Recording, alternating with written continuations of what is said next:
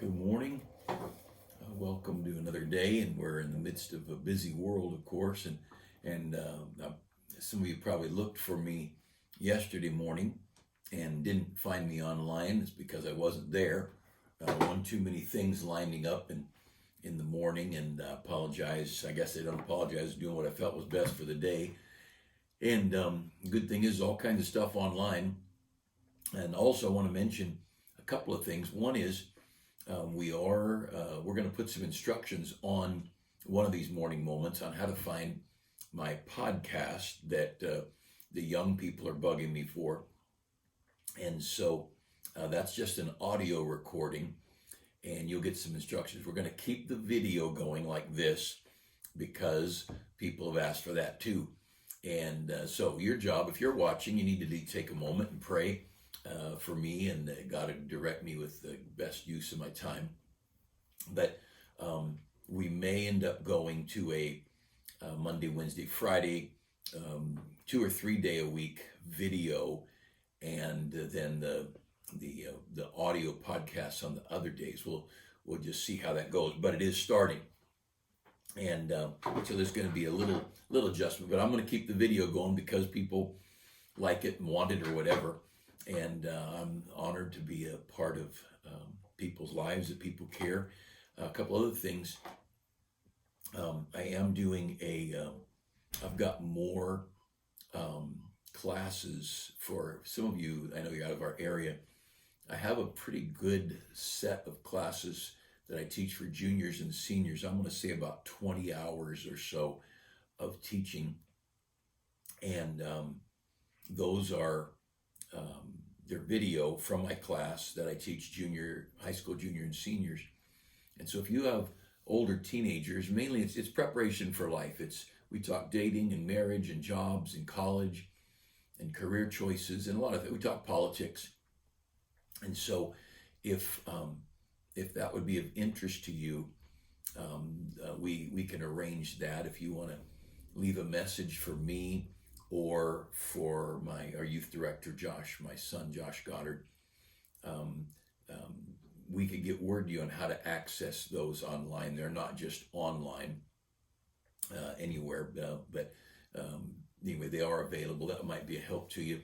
And then this Sunday, I'm starting a new adult class for you that are in our area. Now, if you're already going to a class, I'm not trying to get people into my class from another class, although I'm sure people are always drifting class to class. It happens. It's normal in a church with multiple adult classes. But I'm trying to build a new class. So if you're not already in an adult class, maybe you've been out because of COVID for a while and you're getting ready to come back. I just got a text from somebody.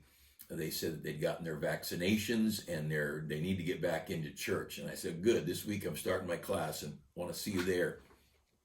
And we were teasing, it's time to start, maybe we'll have to start the class with sit-ups or something to work off the COVID-20 for the pounds that we've gained not getting out as much over the last year. But anyway, it might be that you're getting ready to get back out or whatever. But that class is for men or ladies. It's an adult class, not kids. And we're going to start each week with a question and answer time on any subject. We'll have some coffee and refreshments, and then a couple of songs, and then an open time of whatever anybody wants to talk about. I'm not saying I have all the answers, but I'll at least listen to questions. And so 9 o'clock on Sunday mornings in the conference room.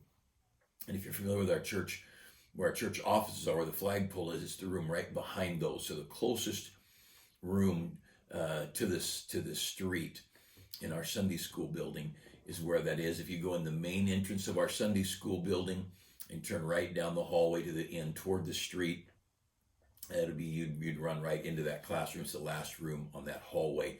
And so I want to invite you to come. And again, if you're going to another class, I'd encourage you to stay in your class. And again, it's for men or ladies, single or married.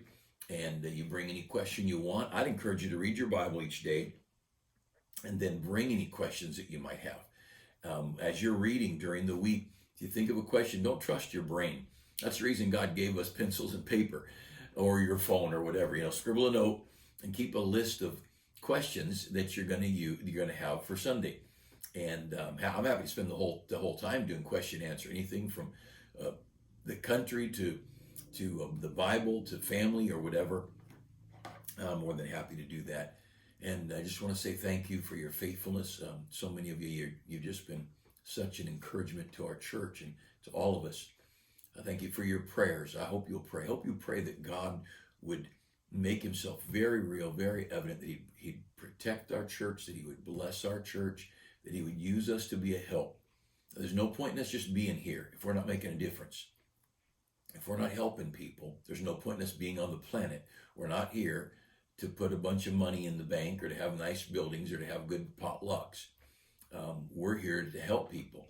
And we want people getting the gospel, to hear how to be saved. We want people to get saved. We want people to grow as Christians. And then we want to train people how to serve others.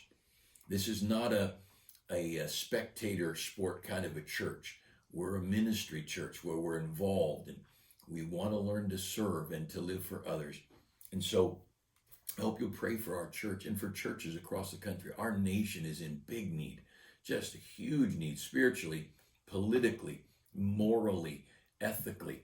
We are a nation divided. And according to Matthew 12, every kingdom or house or nation or city divided against itself will come to desolation. It's a guarantee. And the devil is working awful hard to put division in our nation. I've never known a time in my life when I felt there was such a polarized populace in America.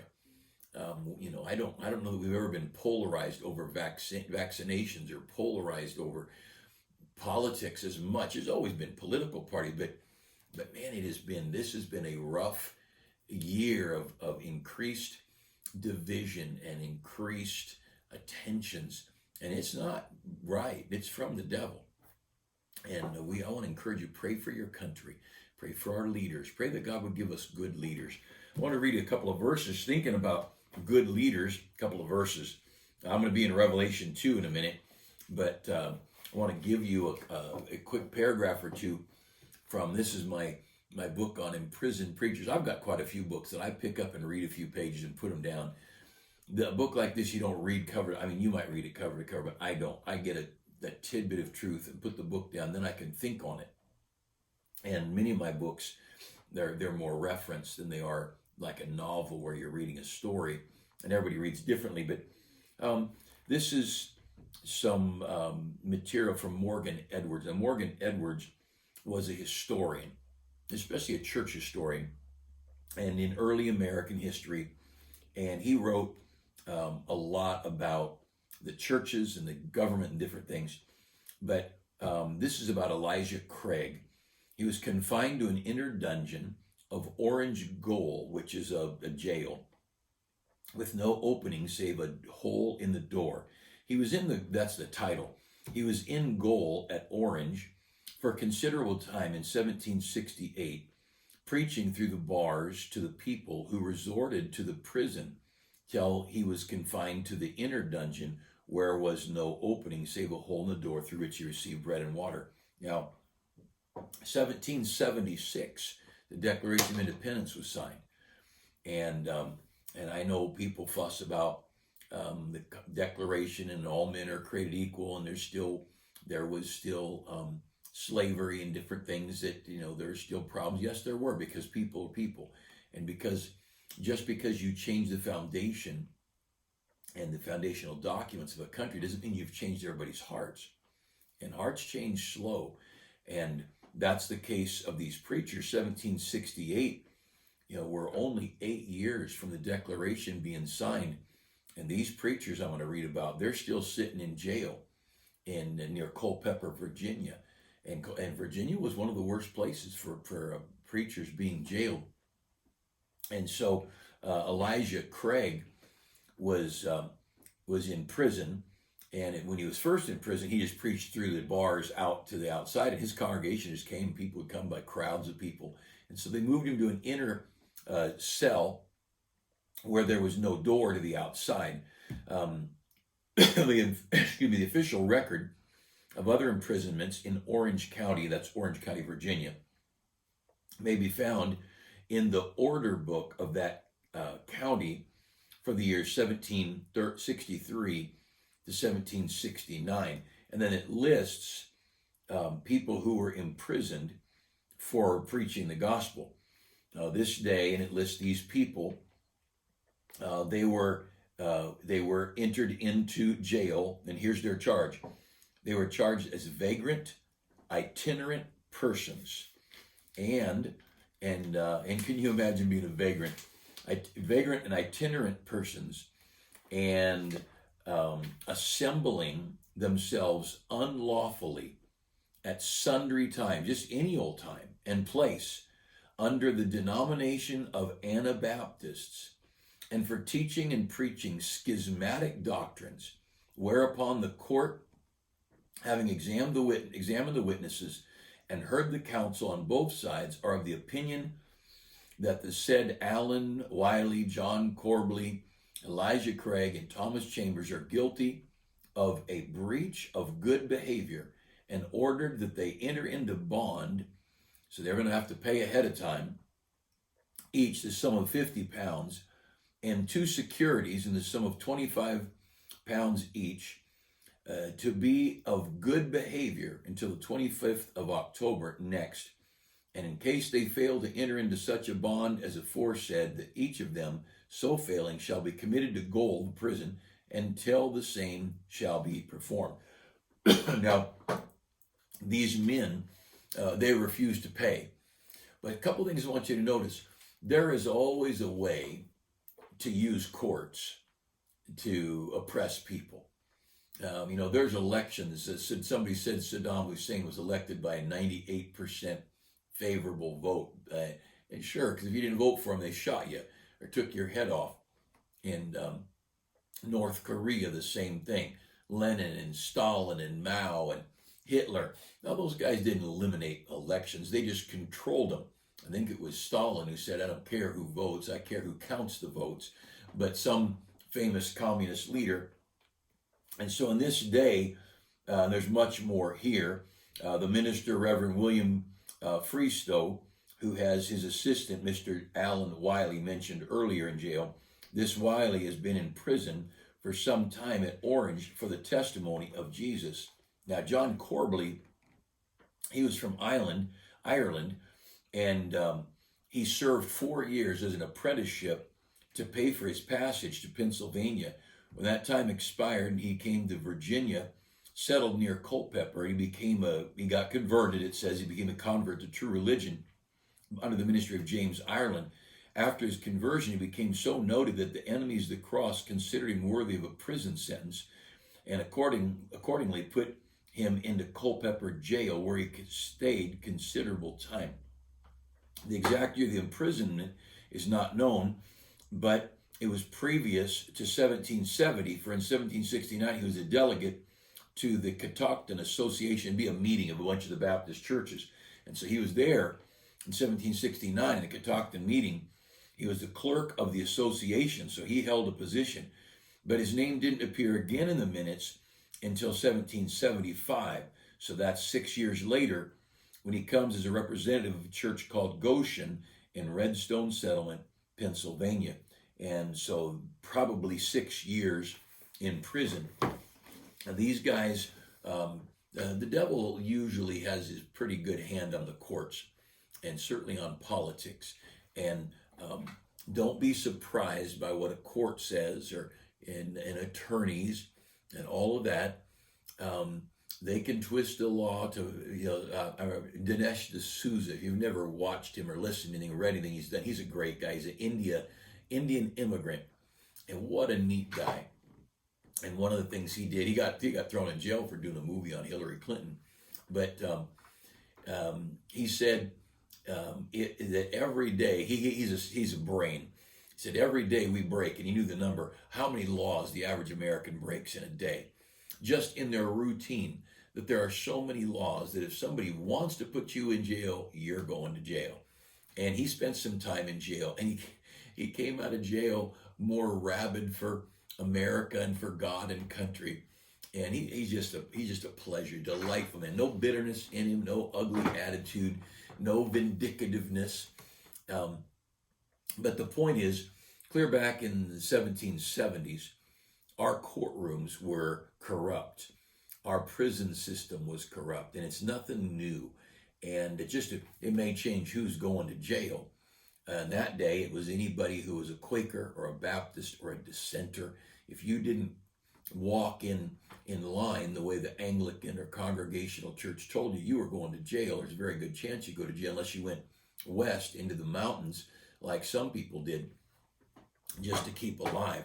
But the thing is, wherever we are, whatever we do, we're to give glory to God. We're to do all for the glory of God. 1 Corinthians says, whether therefore you eat or drink or whatsoever you do, do all to the glory of God. Now, we in America have been so spoiled by our liberties. We get the idea that we're supposed to have good jobs and houses and comforts and freedom and justice and everybody treat everybody fair and all that. And it's not that way because we're human. And that's just the guy on the street. Well, then you start giving a guy power, whether it be police chief or sheriff or a mayor or a city council or senators or congressmen, all that kind of thing. You give them power. Now they've got the corrupt heart and power. And it's a mess. But you see, we're not here to be treated right. We're here to glorify God. We're here to honor Him. That's why I want to go in Revelation chapter 4. And most of you are familiar. He writes a letter to 7 different churches. And he's writing to the church of Smyrna. And he says, these things saith the first and the last, which was dead and is alive. And he lists some good things. I know thy works and tribulation and poverty, but thou art rich. And I know the blasphemy of them that say they are Jews and are not, but are of the synagogue of Satan. And so he lists 4 really good things about these people. And what's interesting is there's 7 churches. Of the 6 churches, he writes something bad about each one. But this church, he got nothing bad to say. He just said, you're good folks hanging in there. And and he says in verse 10, I'm in chapter 2 of Revelation, fear none of those things which thou shalt suffer. Behold, the devil shall cast some of you into prison, that ye may be tried. And ye shall have tribulation 10 days. Be thou faithful unto death, and I will give thee the crown of life. He that overcometh shall not be hurt of the second death. I skipped the part there. But the point here is, he says, I want you to be faithful. You just be faithful to do what you're supposed to do. And if you die, you die. You're going to get a crown of life. But you be faithful. And be faithful if things go right. Be faithful if things go wrong. Be faithful if you're hated. Be faithful if you're loved. You be faithful to this book. Whatever this world says. And this whole book here, I don't know, several hundred pages, 500 plus pages, stories of preachers and churches, and basically all in Virginia. There, the stories across the border here and there.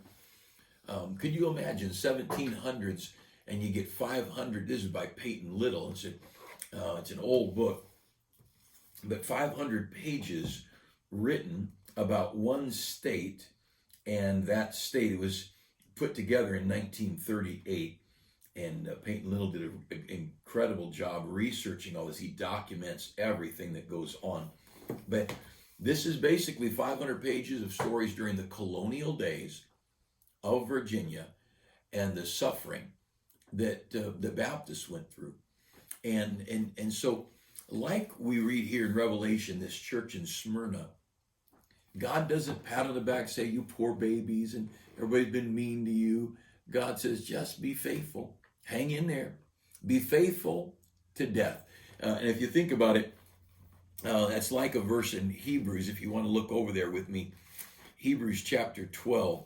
And this is almost a funny verse to me if it weren't so sad that it talks about the blood of the saints of God. But when I was a boy, find Hebrews 12, when I was a boy, it was not uncommon at all for an adult to say to a child that was crying, you're not bleeding. It's like, if you're not bleeding, you got no reason to cry. And I think, man, there's a lot of reasons to cry. But it was a tough world. And we weren't raising a bunch of soft, sissy people who needed safe zones, safe places, and blankets when they're adults, or high schoolers or adults. By the time you're in high school, you were working and buying your own clothes, your own bicycle, or whatever, saving money for your own car. And by the time you were an adult, you were working. and you had to tough it out. It's not an easy world.